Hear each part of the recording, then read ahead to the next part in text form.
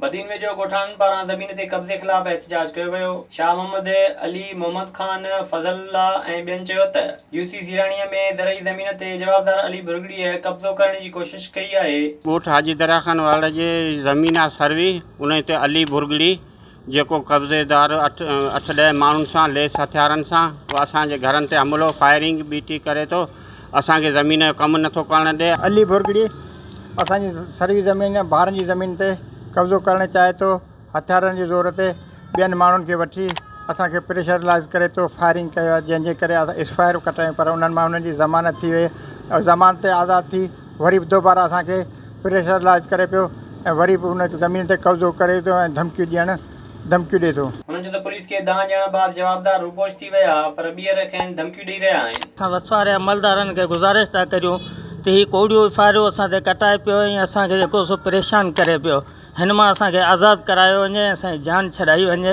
ऐं हिन खे अरेस्ट कयो वञे। 2 जून ते अली भुरगड़ी जेको आहे मुंहिंजे असांजी सर्वी ज़मीन आहे, उन ते हथियारबंदनि सां अची हुमिलो कयो। असां ॻोठाणा जेके 500-600 माण्हू उन्हनि खे घेरे वियासीं। सिराणी पुलिस ऐं बदीन पुलिस खे असां इतला कयो, पुलिस बि पहुची वई, हिननि भॼण जी कोशिशि कई, पर पुलिस हथियारनि समेत 3 माण्हुनि खे 2 मोटरसाइकिलनि सूधो अरेस्ट करे वरितो, जंहिं ते 3 फायरियूं कटियलु आहिनि। ॻोठाणनि मुताबिक़ त जवाबदारनि खे गिरफ़्तार करे खेनि तहफ़्फ़ुज़ फ़राहम कयो वञे। विज़िट कयो अवामी आवाज़ मीडिया ग्रुप जी वेबसाइट awamiawaz.pk।